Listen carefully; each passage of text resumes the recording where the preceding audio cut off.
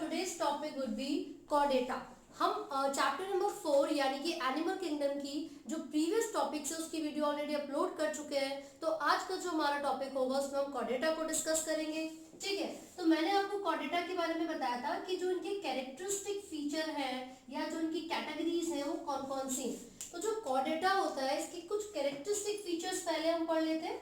तो देखिए, सबसे पहली चीज जो फाइलम कॉर्डेटा में आने वाले इंडिविजुअल्स हैं उनके पास क्या क्या कैरेक्टरिस्टिक फीचर्स हो सकते हैं। तो हम यहाँ पर पढ़ रहे हैं dorsal hollow nerve cord. Dorsal hollow nerve cord ये सबसे पहला कैरेक्टरिस्टिक फीचर है किसका, फाइलम कॉर्डेटा का। यानी कि वो इंडिविजुअल्स जो कॉर्डेटा में आते हैं उनका जो कैरेक्टरिस्टिक फीचर होगा वो क्या होगा, dorsal hollow nerve cord. Second, paired pharyngeal gill slits. Paired word का होना बहुत जरूरी है। फेरिंजियल क्योंकि वो फेरिंक्स से डेवलप करते हैं। ठीक है, तो पेयर्ड फेरिंजियल गिल स्लिट्स ये सेकंड फीचर हो गया। Then solid notochord. So these are the characteristic features of all the individuals that are categorized under chordata. यानी कि कॉर्डेटा में आने वाले जो ऑर्गेनिजम्स हैं उनके ये तीन कैरेक्टरिस्टिक फीचर्स होंगे, dorsal hollow nerve cord, paired pharyngeal gill slits and notochord. यहाँ पर मैंने सॉलिड लिखा हुआ है, आपको याद रखना है कि वो हॉलो नहीं होती है। प्रेजेंस ऑफ नोटोकॉर्ड भी बहुत इंपॉर्टेंट फीचर है किसका, वो इंडिविजुअल्स जो कि कॉर्डेटा में आते हैं। ठीक है, इसके अलावा जब भी कॉर्डेट्स और नॉन कॉर्डेट्स में डिफरेंस की बात होती है तो आप ये देखेंगे कि जो नॉन कॉर्डेटा था उनके अंदर हार्ट प्रॉपर तरीके से डेवलप नहीं था। इन केस अगर हार्ट प्रेजेंट होता भी है तो वो डॉर्सली होता है। ठीक है, जबकि कॉर्डेटा में यानी कि हम में जो कि कॉर्डेटा के अंदर आते हैं उनके अंदर जो हार्ट प्रेजेंट होता है वो वेंट्रली होगा। राइट, जो अभी आपने नॉन कॉर्डेट्स पढ़े थे उसमें टेल नहीं होती, टेल एब्सेंट होती है, लेकिन कॉर्डेट्स में टेल प्रेजेंट होती है। उनमें नोटोकॉर्ड नहीं होगी, कॉर्डेट्स में नोटोकॉर्ड प्रेजेंट होती है। साथ साथ आपने गिल स्लिट्स की प्रेजेंस भी देखी है। तो ये कैरेक्टरिस्टिक फीचर्स आपको याद करने। इसके बाद मैंने आपको बताया था कि जो कॉर्डेटा है इसको हमने कैटेगराइज किया हुआ है कौन कौन सी दो कैटेगरीज में। कॉर्डेटा को हमने डिवाइड किया हुआ है किसमें, एनाथा और ग्नैथोस्टोमेटा।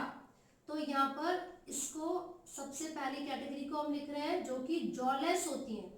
कौन सी होती है, जॉलेस होती है। यहाँ पर जी साइलेंट है, इसको एनाथा बोला जाता है। देन यहाँ पर नेथोस्टोमा। ठीक है, नेथोस्टोमा या स्टोमेटा भी कई जगह पर आप देखोगे वो बिल्कुल करेक्ट होगा। ठीक है, तो ये जो एनाथा है या जो नेथोस्टोमा है इसमें दोनों में डिफरेंस कहाँ आता है, इनके पास जॉ प्रेजेंट नहीं है। दे आर नॉट कैटेगराइज्ड या दे हैव नो जॉ। ठीक है, जबकि नेथोस्टोमेटा की आप बात करोगे तो इनके पास जॉ प्रेजेंट होते हैं। तो हमने यहाँ पर लिख लिया बेसिक डिफरेंस इन दोनों के बीच में क्या है, ये जॉलेस होती हैं और ये जॉ प्रेजेंट होंगे, इनके पास जॉ होते हैं। यहाँ पर एक सुपर क्लास आती है विच इज साइक्लोस्टोमेटा। साइक्लोस्टोमेटा, ठीक है, और जबकि इसकी कैटेगरीज जब मैंने आपको बताई थी तो मैंने बोला था कि इनको हमने दो कैटेगरीज में डिवाइड किया हुआ है।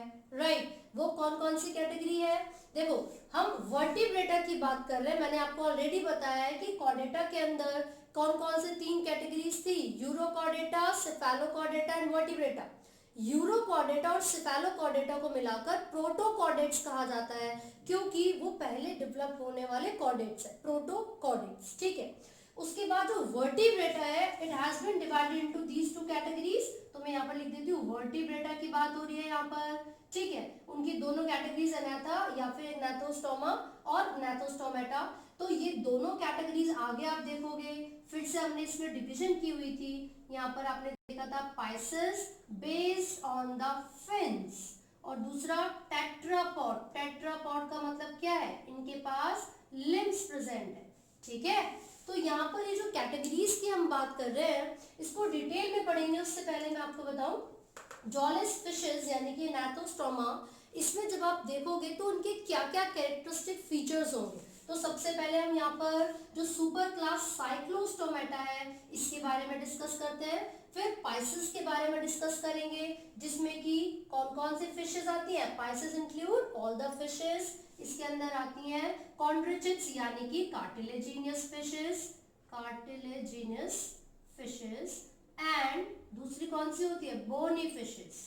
ठीक है, तो सबसे पहले साइक्लोस्टोमेटा की बात कर रहे हैं, मैं एनाथोस्टोमा के कैरेक्टरिस्टिक फीचर्स आपको बता रही हूँ। सबसे पहला पॉइंट हो गया जॉलेस, इनके पास जॉ नहीं होते। सेकंड पॉइंट, ये जो ऑर्गेनिजम्स हैं इनके पास पेयर्ड जो फिन्स होना चाहिए था वो नहीं होता, they do not have paired fins. तो हमने लिख लिया no paired fins and exoskeleton, no paired fins and exoskeleton. ठीक है, इसके साथ साथ इनका जो एंडोस्केलेटन होता है, एंडोस्केलेटन वो किससे बना होता है, कार्टिलेज से बना होता है, कार्टिलेज से बना होता है। ठीक है, तो जो एनाथोस्टोमा में जॉलेस फिशेस आती है उसकी एक सुपर क्लास है साइक्लोस्टोमेटा। देखिए साइक्लोस्टोमा का मतलब क्या होता है, सकिंग एंड, इसको सक्टोरियल भी बोला जाता है, and circular mouth, circular mouth. तो इस कैटेगरी में आने वाले जो ऑर्गेनिजम्स हैं उनके पास सर्कुलर और सकिंग माउथ होता है, यानी कि सक्टोरियल माउथ होता है, जो तो इनके पास प्रेजेंट है ही नहीं। ठीक है, इनके पास पेयर्ड फिन्स भी नहीं होंगे, कोई एक्सोस्केलेटन भी नहीं होगा, और जो एंडोस्केलेटन होता है वो कार्टिलेज से बना हुआ होता है। इनके पास गिल्स प्रेजेंट होते हैं and the gill slits could be 5 pairs.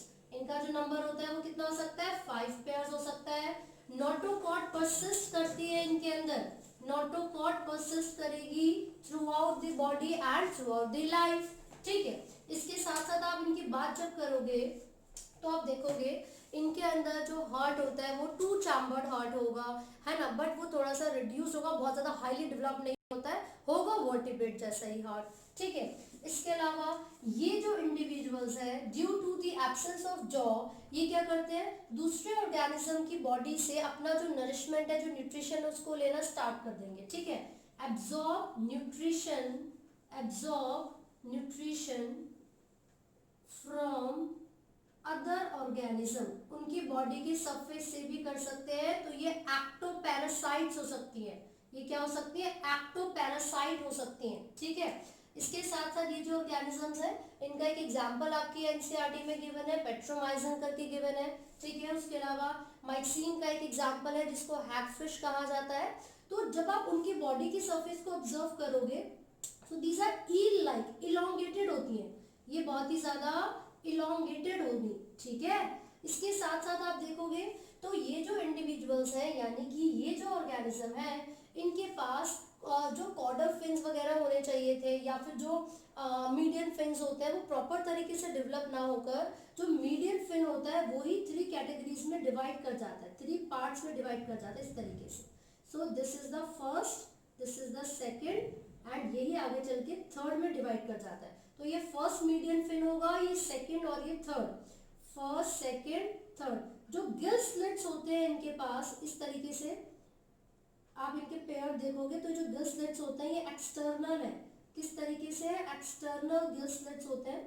ठीक है, ये ईल लाइक होते हैं, इलोंगेटेड इनकी बॉडी होती है, इनके पास पेयर्ड फिन्स नहीं होंगे, सिर्फ एक मीडियन फिन प्रेजेंट होता है, जो कि अपीयरेंस उसकी जो होती है वो किसकी तरह होती है, 3 पार्ट्स में डिवाइडेड होती है। तो हम उसको first second and third median fin के नाम से जानते हैं, राइट।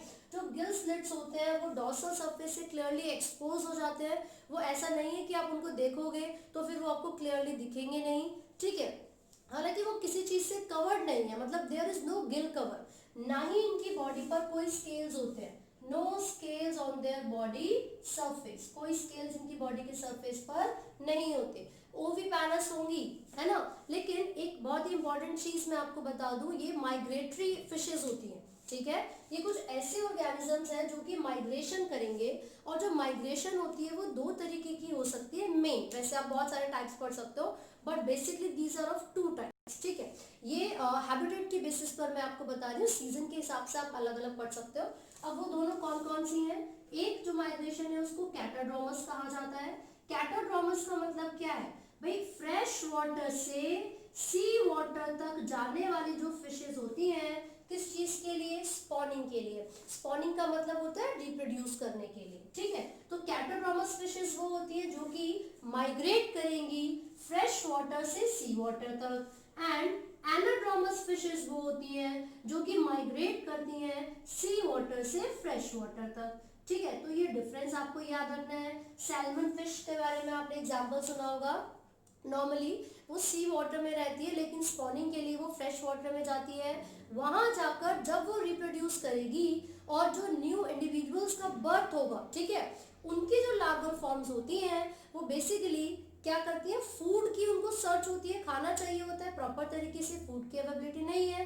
तो वो जो फीमेल थी जो कि सी वाटर से फ्रेश वाटर में आई थी रिप्रोड्यूस करने के लिए, आफ्टर रिप्रोडक्शन, आफ्टर स्पॉनिंग, वो खुद ही अपने आप को बच्चों के सामने रिप्रेजेंट कर देती हैं एज अ फूड, यानी कि स्पॉनिंग के बाद उनकी लाइफ खत्म हो जाती है। तो आपसे ये क्वेश्चन भी पूछा जा सकता है वो कौन सा ऑर्गेनिज्म है जो कि अपनी लाइफ में सिर्फ एक ही बार रिप्रोड्यूस करते हैं। So salmon is one of the best example. Pacific salmon के नाम से आप पढ़ोगे। ऐसा क्यों होता है? क्योंकि स्पॉनिंग करने के बाद वो डेड हो जाते हैं और अपने आप को अपने बच्चों के सामने एज अ फूड रिप्रेजेंट करती हैं, राइट। तो ये हमने बात की है साइक्लोस्टोमेटा के बारे में, इनके पेयर्ड फिन्स के बारे में, और सॉरी पेयर्ड फिन्स नहीं है इनके पास, इनके गिल स्लिट्स के बारे में, इलोंगेटेड बॉडी के बारे में, सर्कुलर एंड सकिंग यानी कि सेक्टोरियल माउथ होता है इनके पास।